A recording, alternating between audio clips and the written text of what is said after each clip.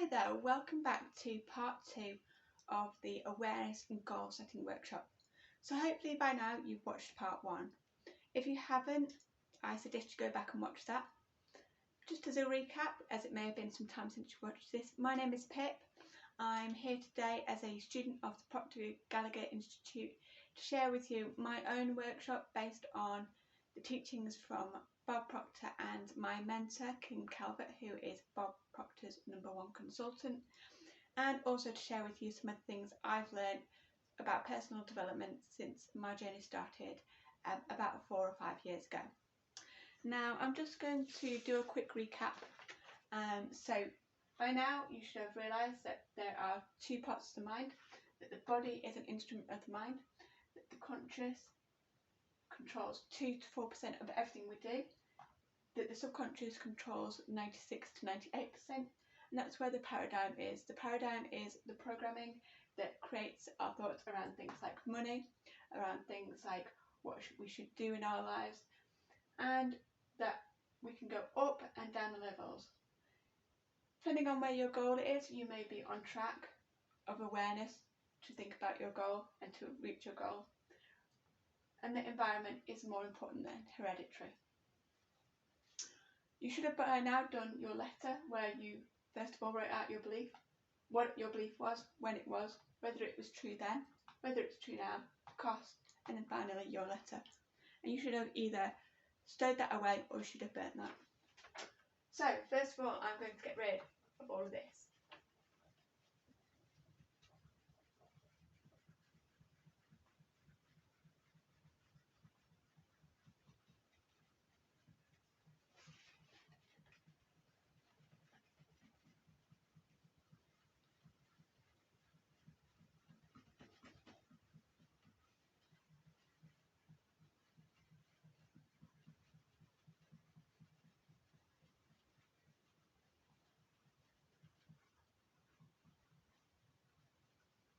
Now just to let you know, you can do this letter any time.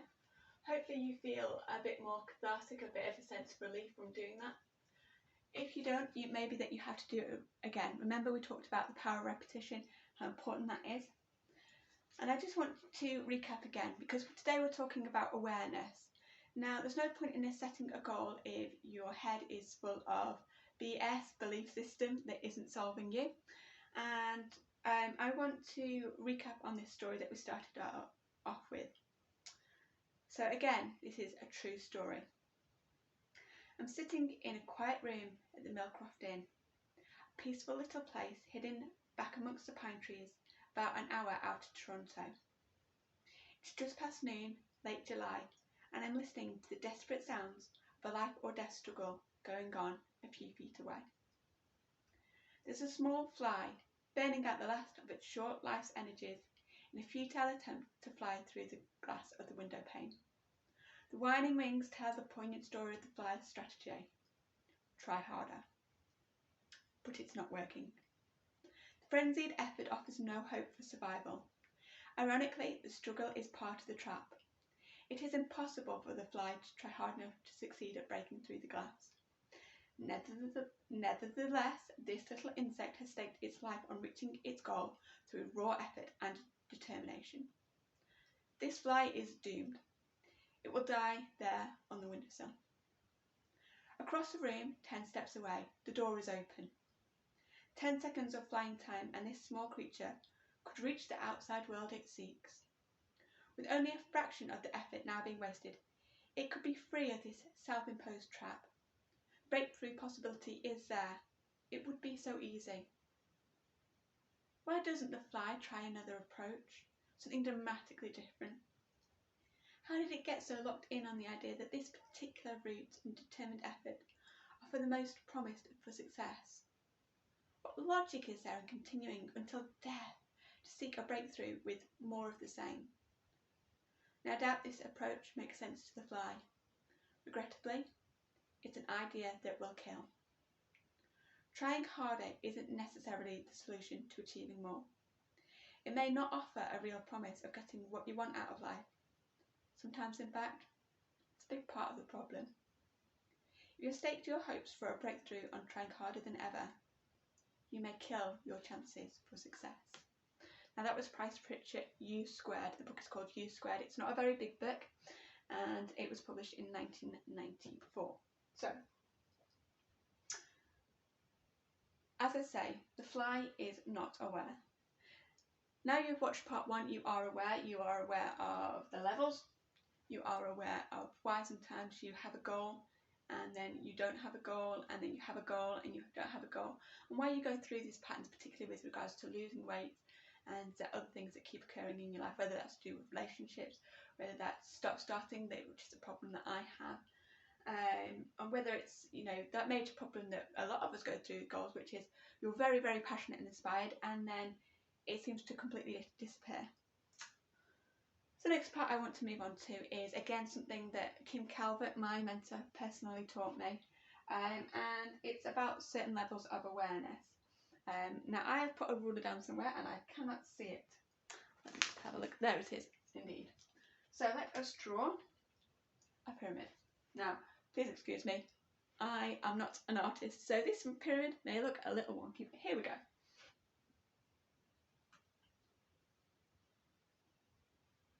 Okay, so let's give this a whirl. It would be awesome to have a super duper big ruler, but I don't have one, guys, so I'm making the best of what I have. Oh, I missed that by a mark.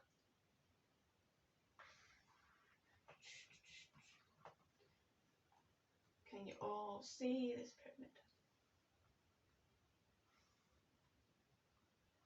Oh, this is going to be quite a long period. I'm just going to do that really quickly. I know it's not fantastic.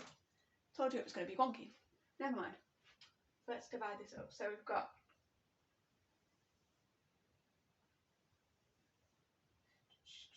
have a look how many levels have we got. 1, 2, 3, 4, 5, 6, 7, 3, 4, 5,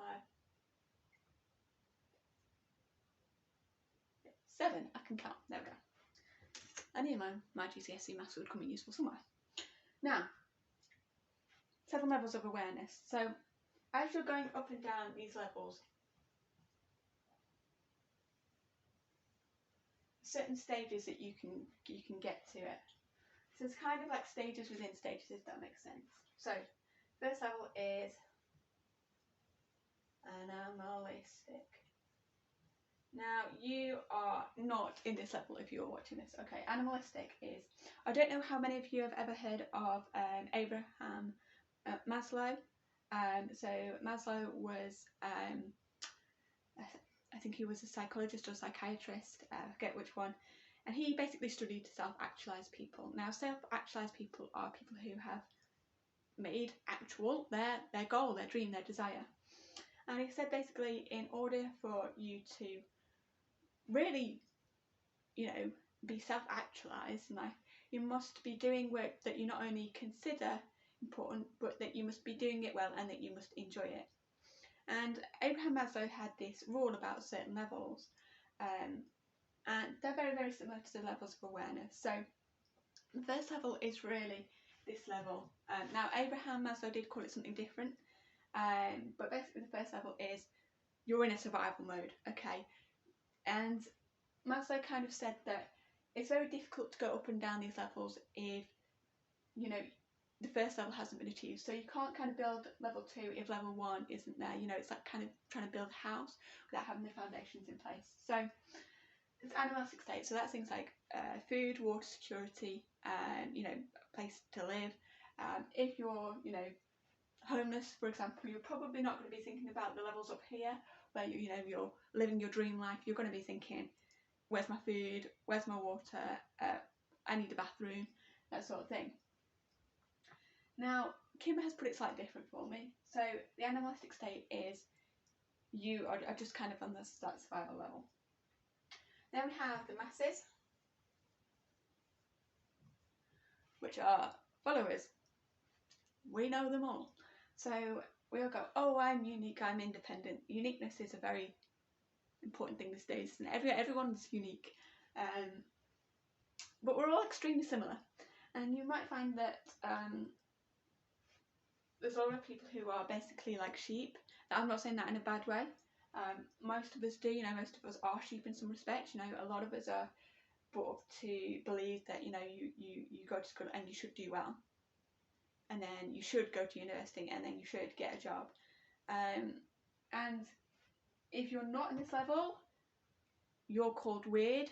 A lot of people are very cruel to people who are on the levels above this, because if you're in the masses and someone's operating on this level, they're going to be very strange to you because they have a greater level of awareness. The masses are unaware, okay? They're unaware. Now, they might be very happy, they might be very content, but they are unaware. Then you've got aspiration. And this is, if you want kind of a low-level aspiration, I'd like to go on holiday. Now, the reason I personally call that a low-level aspiration is because I don't think that that's something that is going to have a massive impact on the world.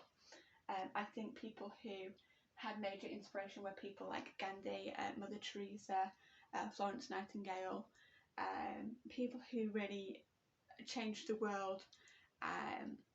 You know, going on holiday, it is not going to do that, but it might be a huge aspiration for you, and I'm not knocking that. You know, I'm not really a holiday goer, so if I, you know, when I'm being a student now, I have to kind of start on these low level aspirations. Well, I don't have to, but I could do, and that would build my confidence in myself, because obviously there's something called the competence cycle. Brendan Bouchard teaches this. Again, I suggest you have a look at his videos. So the confidence cycle is the more confident you get, the more competence you get, the more confidence you have, and that gives you more competence, and that gives you more confidence. So it's a cycle. Confidence, or if you break it down, you look at the word properly, confidence is you confide within yourself that you can do that. Same with the word desire. Tony Robbins taught me this. So desire, if you break the word down, it's desire, sire as in sir. So sort of like fatherhood. So Tony Robbins always says that desire means of the father. A desire is not a real desire is not just a want, it's far more than that. It's a real burning need to do something which you probably can't explain, okay? I was reading something fascinating by Bob Proctor, and he basically said, you know, when somebody wants something, you know, the unintelligent, or rather the kind of unaware, more rather, he didn't say unintelligent, he said unaware. He said, we'll ask, well, why do they want that? And I was like, yeah, I've always been asking that for years. Like, I decide I want something, and then I ask, you know, why I want it, and then I ask, you know, well, you know, I have to know why I want it. And he said, you don't need to know why you want it. It's given to you, you know, it's just accept that it's something from the universe, or source energy, or intuition, or gut instinct, or some people call it God, some people, you know, call it divine inspiration, and you know, they two things. So this is aspiration, you want to do more. Now the next level Kim taught me is this one, so it's individual.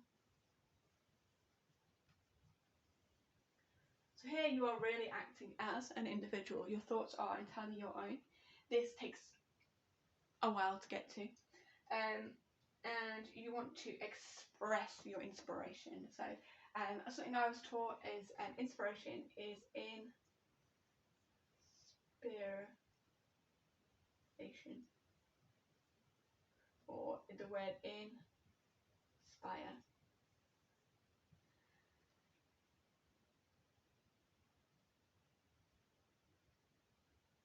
Now, when Bob Proctor's talking about this, he says inspiration is you are in spirit. Okay, you are not working from a logical point of view. Okay, and this was why I was so confused until recently, because my goals and my dreams and my desires. I started a business, and I am not very financially orientated. Okay, and I'm really kind of very ignorant when it comes to finances, completely ignorant. You know, I was not taught anything about finances at school, and this is causing a lot of people a lot of problems. But you know, forgot where I was going with this. Anyway, back to inspiration. So yeah, so you're in spirit and you're inspired, okay? Now when we think about the word inspired, we've got in and then we've got spire, like a church spire. Now if you think of a church spire, it points upwards, you might have a lovely little weather vane. I was about to try and draw that, I'm not going to try and draw a weather vane, guys. It's going to look like a duck, probably. There we go, lovely little weather vane. You've got the chicken or the cockerel saying, oh, the wind's going this way. But it's pointing up towards God or divine prosperity or whatever you want to believe in, whatever's that cloud represents to you. So that's the next level. So we then have experience. Oh no, we haven't. We've got discipline. I always used to think of discipline as a bad thing. Only recently have I thought of it as a good thing. I used to feel it was very, very trapping. I hate being told you will, you must, whatever. I remember in my old job, I was asked, Pip, would you look after this playground for us? And because I was asked, I always did it. The guy didn't say to me, you will or you must or you should. He said, please will you? And because he asked me, I felt that I went the other half of the way and said, yes, I will. And so for me, that was not forced upon me. Discipline. Brendan Burchard says discipline is the gateway to freedom, and it is, because when you have certain, when you have a structure in place, and that's something that I personally need to really work on, it allows you to get all the stuff done that you need to get done without running over time, without being overwhelmed, which is something I hate. I hate feeling overwhelmed, and it's caused me a lot of mental issues. So you've got discipline and you are taking action. You've got experience, and after years and years of experience, you get this one, mastery. So what else is there? Yeah, so you've got the levels now.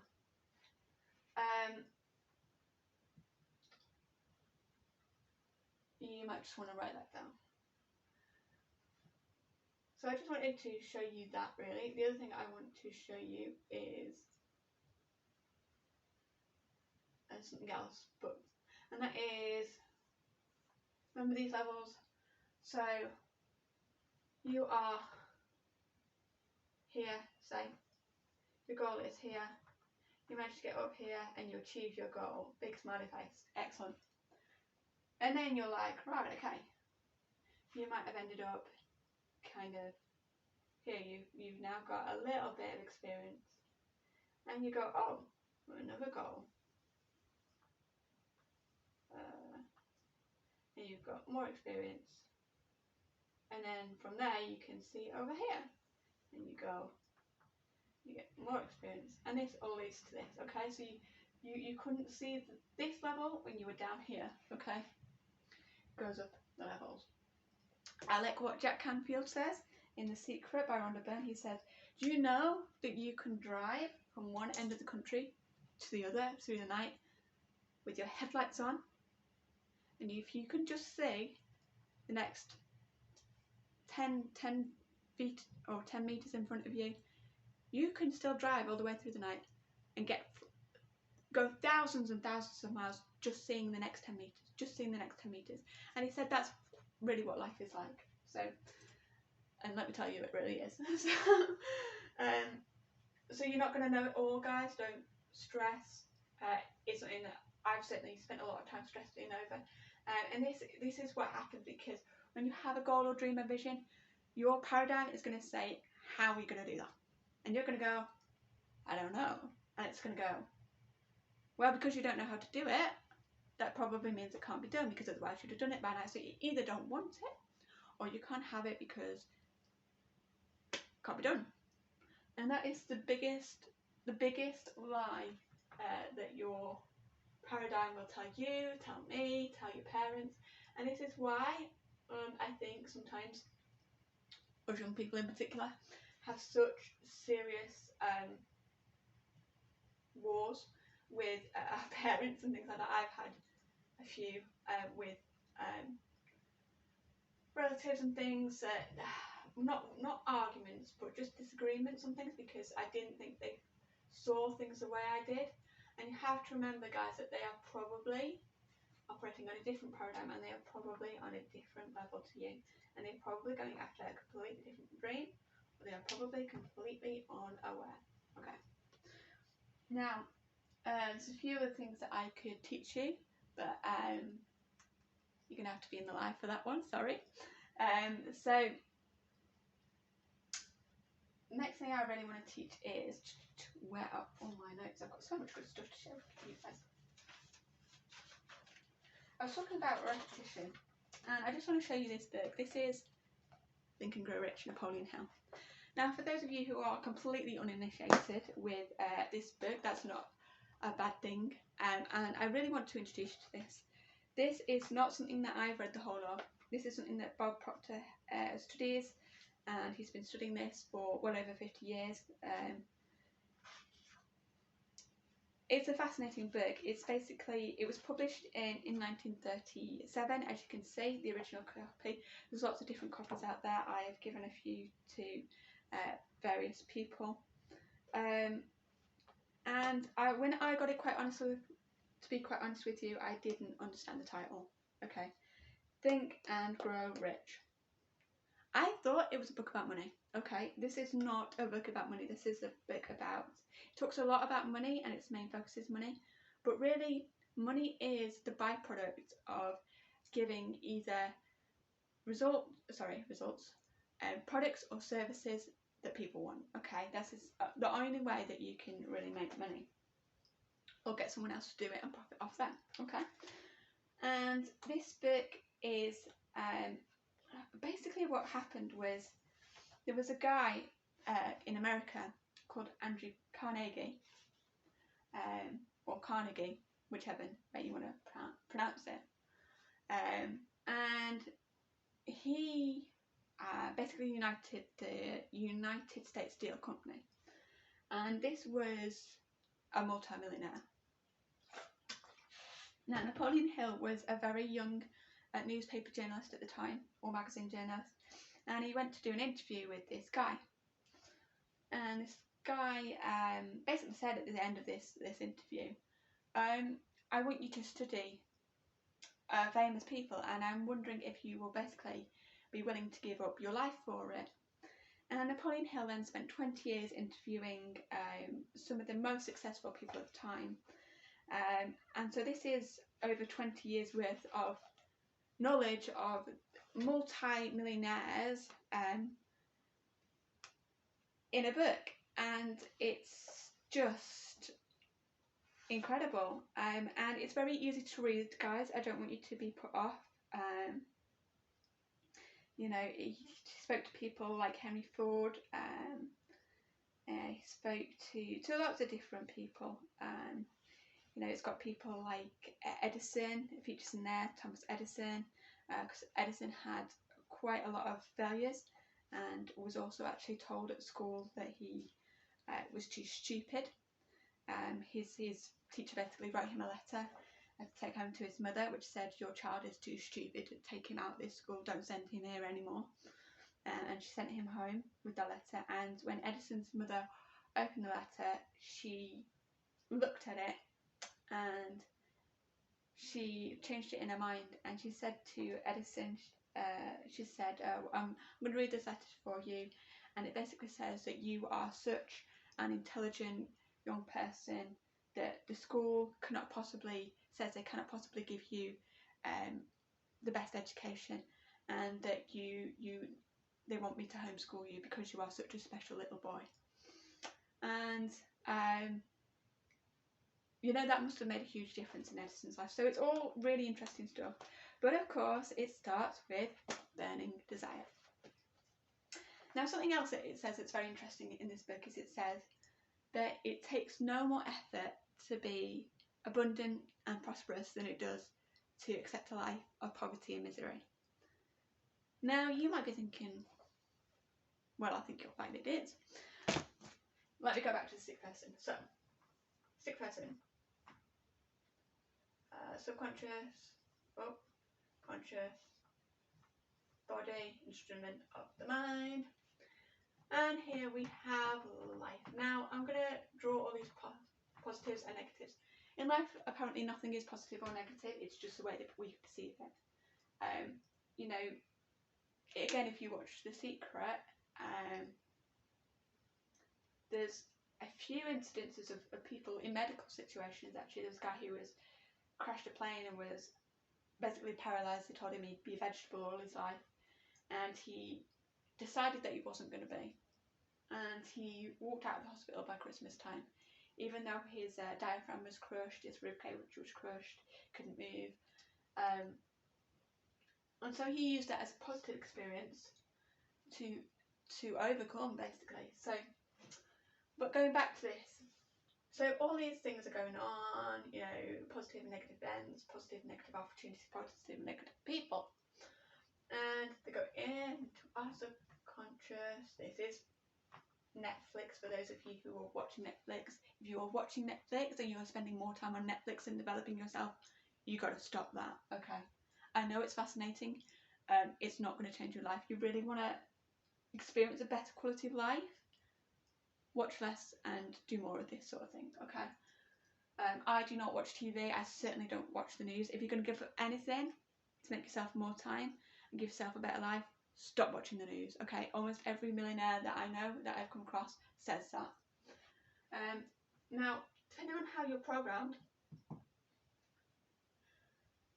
either the positive or the negatives are going to come on into your conscious mind. Just rub that out, make some space.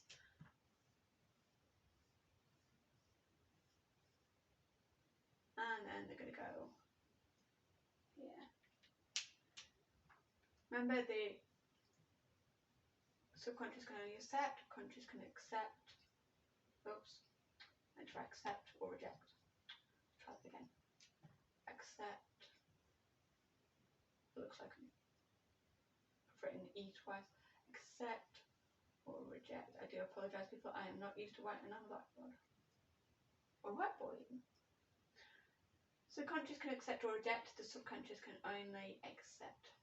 Now, depending on how you're programmed, these things are going to come into your conscious, and your conscious is going to go, got all these ideas. Depending on your real beliefs inside your subconscious, if you are positively programmed, this is what's going to happen. Negative, negative, negative, negative, negative, negative, positive. Okay? And all these things are going to come in. Now remember, you are positively programmed, okay? Internally, in your subconscious. So your conscious goes, accept or reject. Reject. Get out. Now that doesn't mean you walk around with your eyes closed. What it means is that you don't allow negative events to affect you. You are probably a solution-orientated person. When a positive comes in, mine goes accept or reject. And mine goes, I'm a positive person, this is a positive thing. Accept. Yes. Yes, we like that. And the paradigm goes, see, I told you life was positive. Yes, negative things happen, but life is more positive than negative. Reaffirms this belief. Okay. Likewise, you are a negative person. Negative, negative, negative, negative. Positive, positive, positive. Conscious. Accept or rejects. Okay. Positive comes in. Like, oh, that's good. Conscious, you want. Oh. No, that's the same. Not ready for Tony Robbins yet. My apologies. So what happens is positives comes in, and you want to be positive. You want to feel positive. You know, maybe you're partying. You're like, oh, this is good. I'm finally meeting up with my friends after coronavirus, and you kind of are happy, or you're happy in the moment, and that feeling, it soon fades because this bit has gone. In my heart of hearts, I don't really believe that I enjoy mixing with these people. I don't really believe I have a strong relationship with them. Reject. Okay? and then something negative comes in. So maybe at the party somebody said something to you, and you go, I don't really believe that, you know, like a load of rubbish. Because you're programmed negatively, guess what? Accept. So yeah, you really do want to change this paradigm, okay? As I say, it's repetition. Now going back to Think and Grow Rich, it is not a coincidence that Napoleon Hill, in his books, in his chapter on desire, does list a 6-stage exercise. I suggest you get this book, guys. It's on eBay. I got this copy from eBay or Amazon. I bought copies for less than £5. Personal development books, a lot of them are ridiculously cheap. So this is about money, but I'm going to, it can be applied to other things. But there is a 6th stage that he has, and I'm just going to read this out to you to show you that this repetition does keep popping up. So he's talking here about money. So he says, here is the formula. First, fix in your mind the exact amount of money you desire. It is not merely sufficient to say, I want plenty of money. Be definite as to the amount. There is a psychological reason for this definiteness, which will be described in a subsequent chapter. Second, determine exactly what you intend to give in return for the money you desire. There is no such reality as something for nothing. Third, establish a definite date when you intend to possess the money you desire. Fourth, create a definite plan for carrying out your desire and begin at once, whether you are ready or not, to put this plan into action. That's to do with faith. That's not covered by this lesson. But if you want to get in touch with Kim Calvert, which you can do through searching for Dynamite Lifestyle, she will certainly talk with you and get you in touch with one of her consultants to talk about that. Then fifth, write out a clear, concise statement of the amount of money you intend to acquire, the time limit for its acquisition, state what you intend to give in return, and describe it clearly the plan through which you intend to accumulate it. 6. Read your statement aloud twice daily, once before retiring at night and once after arising in the morning. As you read, see, feel and believe yourself in possession of the money. It is important that you follow the instructions described in these 6 steps. It is especially important that you observe and follow the instructions in the 6th step. You may complain it is impossible for you to see yourself in possession of money before you actually have it. Here is where burning desire will come to your aid. If you truly desire money so keenly that your desire isn't an obsession, you will have no difficulty in convincing yourself that you will acquire it. The object is to want money and become so determined to have it that you convince yourself you will have it. Only those who become money conscious ever accumulate great riches. Money consciousness means that the mind has become so thoroughly saturated with the desire for money that one can see oneself already in possession of it. Now this does work with other things as well. It's not just about money. Because I read that and I started it, and I didn't have the burning desire, so I was just reading a piece of paper and reading a piece of paper and reading a piece of paper. What a waste. Now, I really want to move on, and I want to talk with you about the next step. So,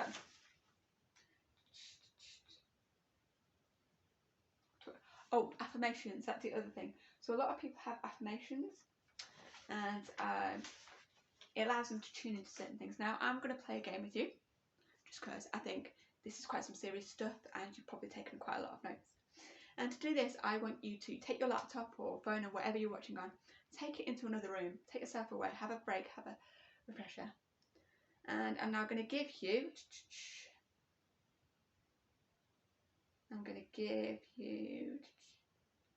30 seconds on the clock, and I'm going to ask you to name everything in the room that is blue. Go!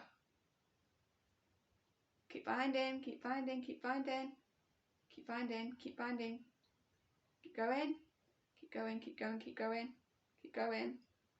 Any more blue things? Have a look around. Anything? Anything there? Anything there? You've got 10 seconds, people. 9, 8, 7, 6, 5, 4, 3, 2, 1. Close your eyes. Okay, you can still hear my voice. Keep your eyes closed. Keep your eyes closed. And I want you to open your mouth in this room and just tell me one thing that is yellow. Tell me one thing that's yellow that you noticed. Now don't open your eyes, you're probably a little bit stumped here because that's not what you were looking for, right? Okay, that's not what you were looking for. Now I want you to tell me something that was red. Anything? Can you name many things? Can you name as many things as you can, red things as you can blue things? Probably not. Okay, open your eyes. Okay. So that was a Tony Robbins exercise, so thank you to Tony Robbins for that. And I want you just to have a look. Is there anything yellow or red in the room? Okay, that you didn't list. Okay. Anything? Probably. Okay. Now I want you to have a look around at the things you named it as blue. Okay. Have a look, have a look, have a look. Are they all blue? Or are some of them navy? Are some of them kind of bluey purple? Are some of them kind of navy black? You know? It's funny, isn't it? Our minds will even bend reality.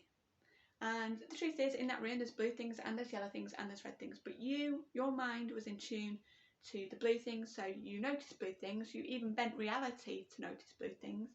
And you ignored the things that were yellow and red.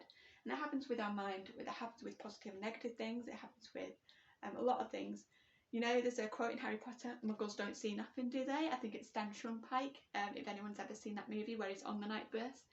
Stan Shumpike is the director of the night bus. And he's like, oh, muggles don't see nothing, do they? And he's so right, we don't.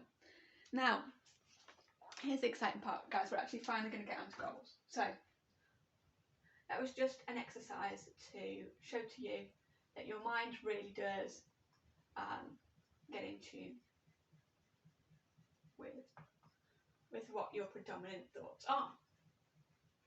Now obviously that's not a subconscious thought, but if that were, can you imagine the effect that it would have on your life? Can you imagine the effect that would have on your life if you believed that everyone around you had something positive about them? There was always something positive about people that you were around. Imagine the effect that would have on your life. And imagine the effect it would have on your life if that was a belief that you had in your head that all people were negative. Even people that were positive around you, you'd see something negative in them. Depends whether your glass is half full and half empty. You really don't want to go through life having a half empty glass, okay? And it took me a long, long time, and I'm still working on understanding that I'm worthy of that, okay? Now, there are a few other things I could show you, but I'm actually going to go forward a bit because this is the abridged version, and if you want to see a bit more, guys, you're going to have to be on the lives. So that's I'm sorry. So moving on, I'm just consulting my notes here. I've got so much to show you. I could talk about well-being. Obviously, I'm going to give you a quick speech about well-being. So, with paradigm,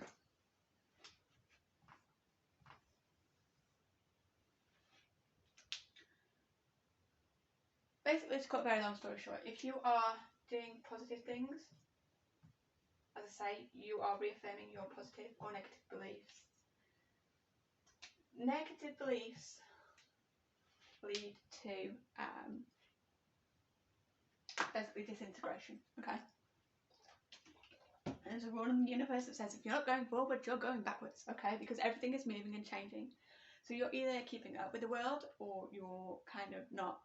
And I suppose this is like when the world is turning, you know, I'm stood still on planet Earth, but I'm actually rotating. Imagine if you decided to be disconnected from the Earth and sort of hover in space, and you just allowed the world to move. You'd soon see your country moving away from you. and you'd get left behind. Okay. So it causes disintegration, it causes anxiety, which is not expressed, it's suppressed. So this causes basically then depression, and this then causes dis-ease. Think about the word dis-ease. You're not at ease, okay? Which is the opposite of well-being. Well-being, which is expressed, okay? Because in negative thoughts you have a lot of fear, false evidence appearing real, and it leads to disease and disintegration. On the live I go through that in a lot more detail, okay? Just to give you an idea. Now I'm going to play you a very, very short clip about Tony Robbins in a moment. But first of all, let's get on to goals. Okay. So there's 3 types of goals.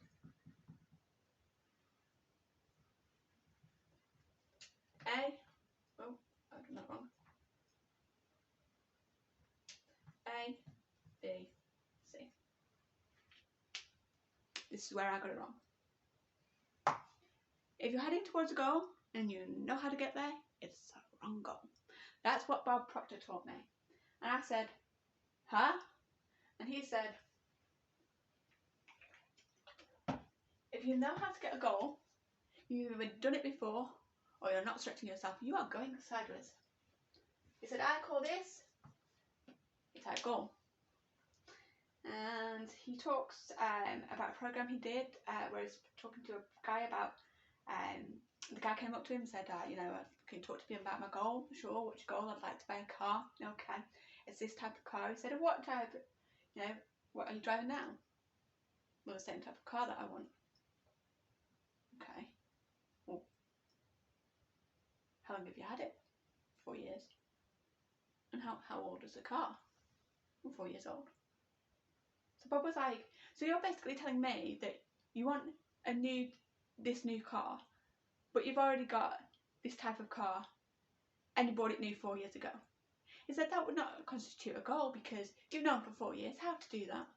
So there's going to be no growth attached. You see, I used to think that a goal was to get something, and Bob Proctor got me right. He said, no, it's not to get something, you know, house, bigger house, whatever, basically material goods. And again, I think this is why society is so misled. We talked about this in part 1. He said your real goal is to grow because you are going up these levels. And if you change your paradigm, permanent, which is permanent change, guess what? This coming down, it's not going to happen. Okay? That's what allows you to then go, oh, well, I think I'll have that. Okay? So this might be, I don't know, a new car, might be a new home. And this is how millionaires go. Ding! This is how Bob did 4,000 to 1 million. Changed his paradigm, went up the levels. Yeah? Okay. Now we have B-type goals. Now B-type goals are something that you think you can do. I've done this before. I was like, okay, I'm going to do this and these are my resources, etc, etc. I wasn't even good at getting resources together. And yeah, this is what I think I can do. Bob says there is no inspiration. You're not in spirit because you are working out of conscious level 2 to 4%. So guess what happens? You don't believe it on a subconscious level. So the brain goes ding. Okay, comes in, goes out. So that's why people give up. So now C-type goal. This is what you want. And I'm talking to you about what you really want. I said, I don't know what I really want. He said, yes, you do. This takes some time to discover because the C-type goals are usually so damn crazy that they don't make sense. And if you look again at any millionaires or anything like that, it's not really normal, okay? And this is why people struggle when we had a look at the pyramid with going up the levels, because they say, I want to do this, and do you remember I was talking about the people who follow? They can be quite nasty about it, okay? And this can be your friends and family. Now, these are not bad people, they're just unaware and they want you to be safe.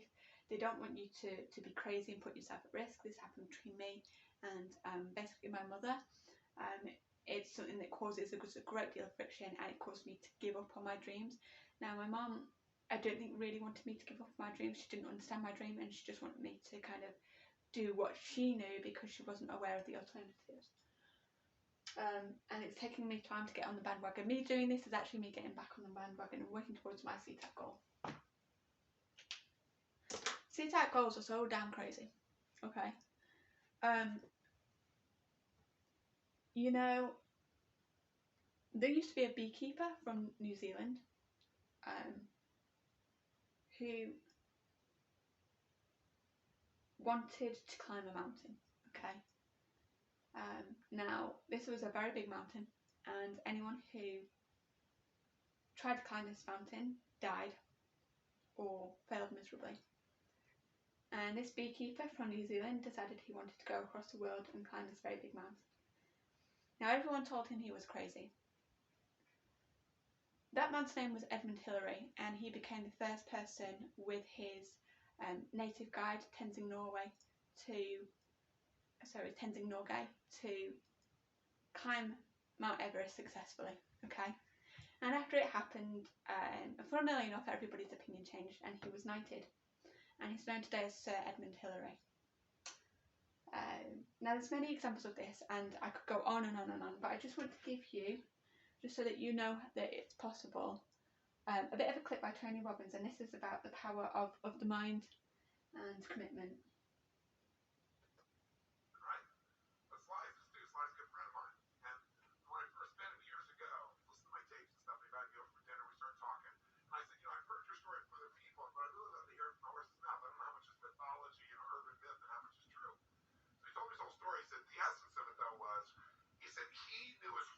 What he wanted to do since he was very, very young. He wanted to be in the movie business, period. I mean, not just TV, movies. And he said why was, for him, it was a chance to have people not only escape, but to inspire people. And by the way, that drive is what made most of his movies, inspire people to what they're capable of, to overcome unbelievable obstacles, because in his own life, he felt like he did that. When he was born, he was pulled out by the forceps. That's why he looked the way he did. That's why he talked the way he did. And he said, so I really want to do that. And he said, I knew why I wanted to do it, and I wasn't willing to settle for anything else. And he said, what happened was, I went out to try and get jobs, and it's not like I went, and they went, you're a star. It didn't work out real well. They looked at me and said, hey, you're stupid looking, do something else. You know, there's no place for you in that stuff. You're never going to be a star in the movies. You're insane. No one's going to want to listen to somebody who looks dopey and talks out of the side of their mouth, right? And he got no after no after no after no. He said, I was thrown out more than 1,500 times at agents' offices in New York. I said, there aren't 1,500 agents in New York. He said, I know. I've been to them 5, 6, 7, 8, 9 times.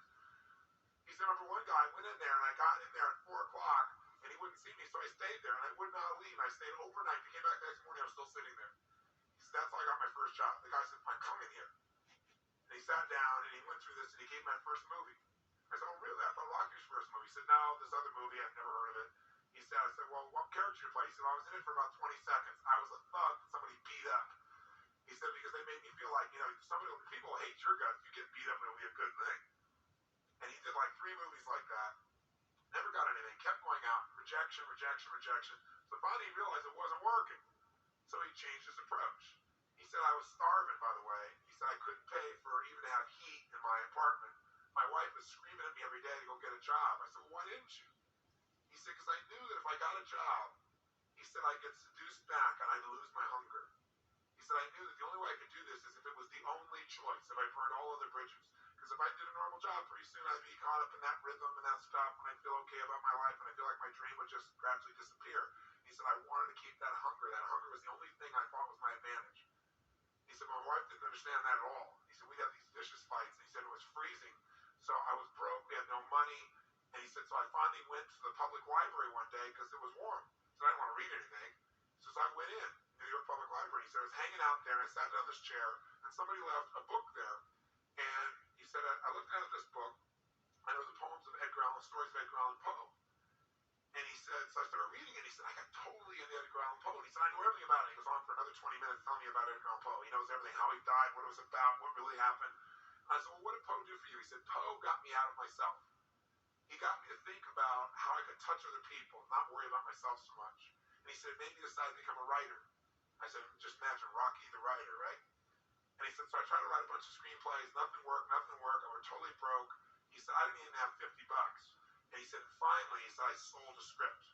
It was called Paradise Alley. He said, it's a movie I made many years later, but I sold it. And he said, I sold it for $100. He said, but $100 was a ton of money, man. I was so thrilled. I thought, I'm on my way. But it never led to anything. And he said, so finally, he said, I kept going and going and going. He said, finally, we were so broke. He said, I hawked my wife's jewelry. He said, Tony, there's some things in life you should never do. He said, that was basically the end of our relationship. She hated my guts so much. He said, now we were so broke, we had nothing, no food, no money. And he said, the one thing I loved most in the world was my dog. He said, I love my dog because he gave me unconditional love, unlike my wife. And he said, so what happened was, though, we were so broke that to survive, I couldn't even feed my dog. So I went to a liquor store. He said, it was the lowest day of my life. And I stood outside the liquor store trying to sell my dog to strangers. So I tried to sell my dog for $50. And he said, finally this one guy negotiated with me and bought my dog for me, my best friend on earth, for $25. He said, I walked away from there and I cried. He said, it was the worst thing that ever happened in my life. He said, 2 weeks later, I'm watching a fight between Muhammad Ali and Wepner, this white guy that's getting bludgeoned but just keeps on coming. And he said, I got an idea. He said, as soon as the fight ended, I started writing. He said, I wrote for 20 straight hours. I did not sleep. I wrote the entire movie in 20 hours straight. Right then. Saw the fight, wrote the movie. Whole thing, done. He said, I was shaking at the end. I was so excited. He said, I really knew, man. I knew what I wanted. I knew why I wanted it. He said, just like you teach that in formula. He said, but I said, man, I took the action. Now it's time to deliver. And so he said, I went out and started trying to sell it to agents. And they all would read it. And they'd say, this is predictable. This is stupid. This is sappy. He said, I wrote down all the things they said. And I read them the night of the Oscars when we won. He said, it was really good, right? The greatest revenge is massive success. And he said, so what happened was, he said, I kept going, trying to sell it, nobody going, I'm broke, I'm starving. He said, finally, I meet these guys, they read it, and they believe in the script, and they love it. And they offer me $125,000 for my script. I said, oh my God, you must have been out of your mind. He said, I was. I said, just one thing though, guys, you got a deal based on one thing. They said, what's that? He said, I got a star in it. They went, what are you talking about? You're a writer. He said, no, I'm an actor. He said, no, you're a writer. He said, no, I'm an actor. That is my story, and I'm Rocky. He said, I got to play it. I got to be the head person. I got to be the starring role. There's no way we're not going to pay you $125,000, take some no name and stick you in that, throw our money away. We need a star, and they want to have Ryan O'Neal play Rocky. Give you a picture. Can you imagine? That's who they picked, right? And so he said, no way, Ryan O'Neal isn't Rocky. I'm Rocky. We'll do this whole thing, right? They finally, they said, well, take it or leave it. He said, I left the room. I said, if that's what you believe, you don't get my script, and he left. Here's a man with no money, none, totally broke, offered $125,000 more money than in his lifetime. He walked away because he knew his real what? Knew his real what? And why he wanted it. He was committed to it. So he said they called him a few weeks later, and they came and brought him back, and they offered him $250,000 not to star in his own movie. He turned it down, $250,000. They came back, their final offer was $325,000. They wanted this thing. He said, not without me, and they said no. They finally compromised, and they gave him $35,000 and points in the movie, because they said, if this is going to happen, then you're going to take the risk with us. And the bottom line is, we don't think it'll work, but at least we won't spend a bunch of money on you. And they only spent $1 million to make Rocky, and it grossed $200 million at the time. It was done pretty well. But what's interesting about this is, I said, what'd you do? Even $35,000, it's not $250,000. That's a lot of money when you don't have $25. I said, what's the first thing you did? I figured you went out and partied or something. He said, I went to that liquor store for 3 straight days and hoped that the man who had my dog frequented the store. He says, I want to buy back my dog. And that was so cool, right? That was really cool. He said, third day I was there, this guy walks by, and I see him, and I can't believe it, and there's my dog. And I looked at him, and I said, sir, remember me? He said, it had been about a month and a half by the time this had all come about. He said, remember me? You know, I'm the guy who sold you the dog. And I goes, yeah, I love the dog. He said, look, he said, I was so broke, I was starving. He's my best friend. I'm sure you love him too, but I gotta have him black. Please, I beg of you. He said, I'll pay you $100 for the dog. I know you paid me $25, but I'll give you $100. The man said, absolutely not, no way. It's my dog now, you can't buy him back, right? And Sly said, you know, Tony, you say, know your outcome? I said, yeah. He said, I knew it. And he said, I kept changing my approach, so I went $500 for the dog. The guy said, absolutely no way. He said, $1,000 for my dog. The guy said, no amount of money on earth is ever going to get this dog for you. I said, what'd you do? He said, I knew my outcome, right? Because he listened to stage, kept doing. He said, I decided to take massive action. He said, I got my dog. I just kept changing my approach, so I got it. I said, what it cost you? $15,000 and a part in Rocky. The guy's in Rocky.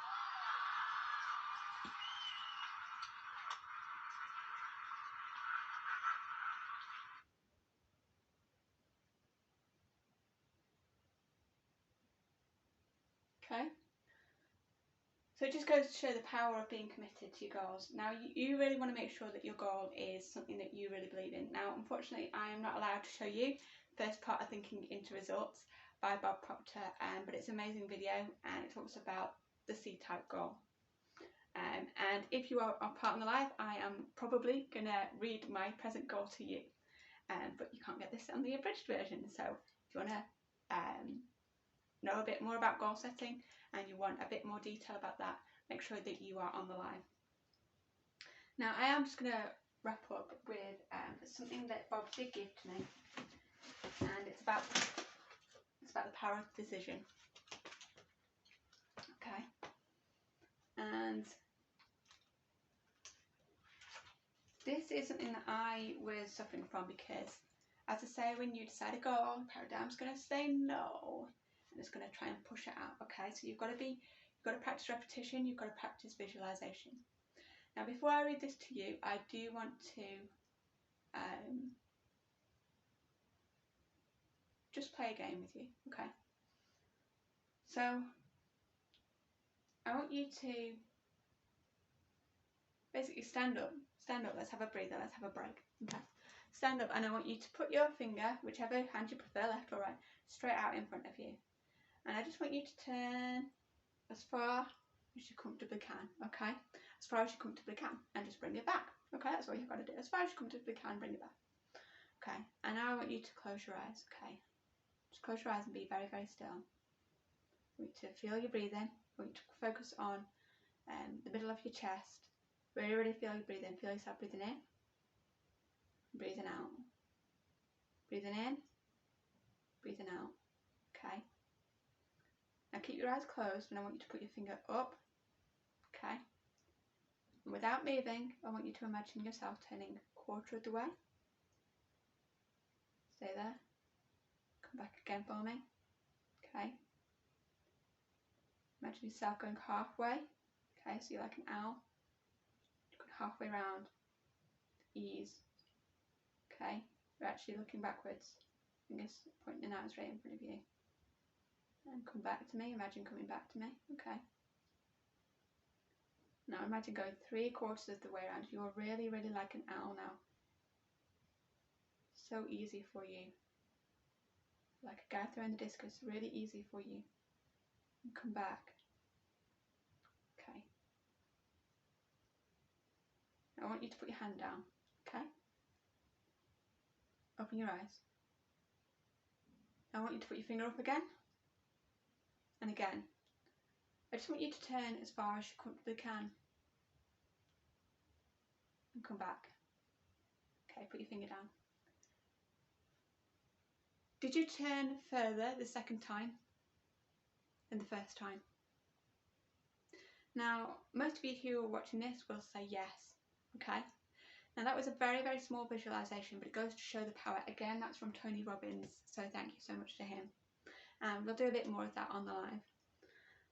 Now, how do you achieve this C-type goal if, you know, your paradigm keeps kicking things out? You've got to write down all your wants. and I mean all your crazy, fanatical wants. I'm looking for my pen, I can't find it. It might be things like a car. You might be like, I want to drive a Porsche. You don't know why you want to drive a Porsche, but you want to drive a Porsche. Write that down. And I want you to do that for 7 days. And I want you to just keep doing that. And if you keep writing the same thing, that's fine. It's obviously something you really want. And the reason I want you to do this for 7 days is because it will make you realise the things that you're writing down just because you think you should want them. And if you find yourself writing the same thing over and over again, as I say, it is something that you really want. And this is the power of the C-type goal. Now this is something that's going to be good for you, that is what you intuitively want, that you want in your heart, your subconscious level, okay? And the next phrase is really just getting it into that subconscious with repetition. Now, as I say, this is just an awareness and goal setting workshop. So you've taken on a lot of information. So we're not going into that today. But as I say, if you need more information, I'm a student of the Proctor Gallagher Institute, and I really do suggest that you go on to Dynamite Lifestyle. Just Google Dynamite Lifestyle, or Kim Calvert, which is KIMCALVERT, and you can book a call with one of her consultants for free, and you can say, hey, listen, Pip Wheatley, she spoke about you, and I'm really just interested in more, and you can get more information that way. I'm just a student of this so far, as I say, and I am going through all these things, but that has been what I've learned, or some of what I've learned anyway so far, and a little bit as well from just things I've learned throughout my years with personal development. There's plenty of videos about personal development from Tony Robbins and other people like that online. Some people I would recommend is Jim Rohn, Les Brown, and probably somebody like the Bishop T.D. Jakes. I would definitely recommend getting your hands on either the book or the original movie. Make sure it's the original movie, because there's a lot of retakes which are not half as good, by Rhonda Byrne. That's RHONDA BYRNE. And just type, if you're at lost, guys, just type in either meditation or personal development or something like that into YouTube. It will open your eyes. There's so many books out there that I could recommend. If you are just going to get one book, this is the one. This is like the Bible of entrepreneurship, as far as I know anyway. And it's not a hard read, it's more like a story. There's lots of stories in here, so it's not difficult words or anything like that, but it will take you a long time to read this book, because as I say, I'm still on chapter 1, learning today. That's what I'm figuring out, and that's why we're going over goals today. So I really hope that's helped you, and I really hope that you will consider attending some of our workshops. It will be really great to see you there. I'm really excited, and I just want to leave you with a quick prayer, which is an Irish blessing. Being as Kim is Irish and her team are Irish, there's an Irish blessing I want to leave you with, and it says, "May the sun shine warm on your face, may the wind be at your back, may the rains fall softly on your fields, and until we meet again, may God hold you in the palm of your hand." Take care, guys. Bye now.